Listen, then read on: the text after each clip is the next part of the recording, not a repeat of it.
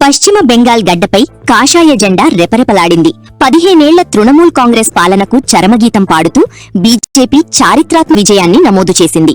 మొత్తం 294 స్థానాలకు గాను 201 చోట్ల కమల వికాసం వికసించగా, మమతా బెనర్జీ నేతృత్వంలోని టీఎంసీ కేవలం 86 స్థానాలకే పరిమితమై మూడంకెల దరిదాపుల్లోకి కూడా చేరలేకపోయింది. ఈ విజయంతో దేశ ముఖచిత్రం పూర్తిగా మారిపోయింది. బెంగాల్తో పాటు అస్సాం, పుదుచ్చేరిల్లో అధికారాన్ని చేజిక్కించుకోవడంతో భారతావని కాషాయమయమైంది. ప్రస్తుతం దేశంలోని 29 రాష్ట్రాలలో 20 రాష్ట్రాలు బీజేపీ వశం కావడంతో దేశ మొత్తం భూభాగంలో 72% ప్రాంతం ఇప్పుడు ఎన్డీఏ పాలనలోకి వచ్చింది.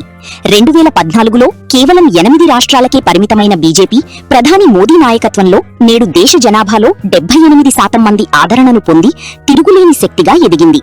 100 కోట్ల మందికి పైగా ప్రజల మద్దతుతో దేశ విస్తీర్ణంలో 30వ వంతు భాగాన్ని కైవసం చేసుకుని బీజేపీ తన రాజకీయ ప్రభంజనాన్ని చాటి చెప్పింది.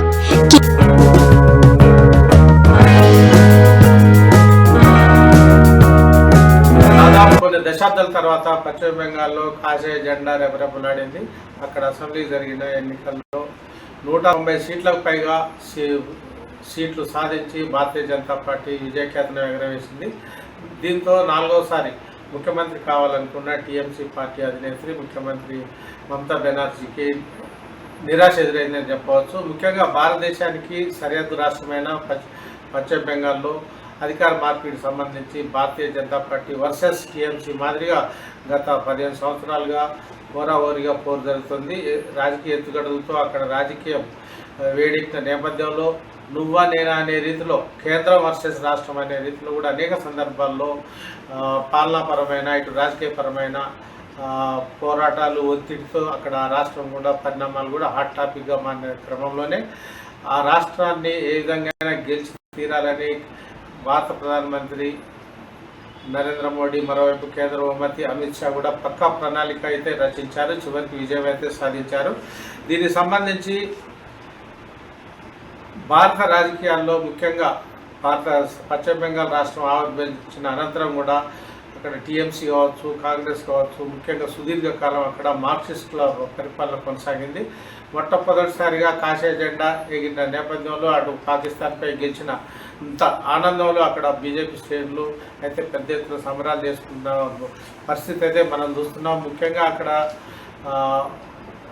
పశ్చిమ బెంగాల్ విషయంలో మమతా బెనర్జీని ఢీకొన్న క్రమంలోనే అక్కడ విజయం సాధించడంలో భారత ప్రధాని వెస్ట్ బెంగాల్లో బీజేపీ విజయంలో కూడా వ్యూహాత్మకమైన 2 ఏళ్ల పక్కా ప్రణాళికే కాకుండా ముఖ్యంగా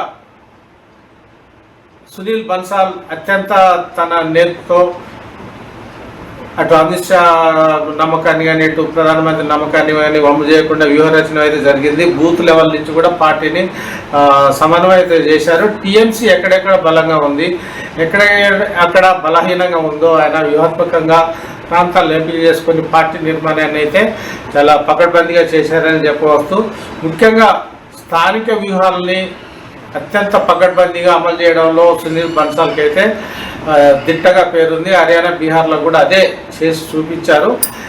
ఆ నమ్మకంతోనే సునీల్ బన్సాల్ను వెస్ట్ బెంగాల్కి అయితే పంపించడం జరిగింది.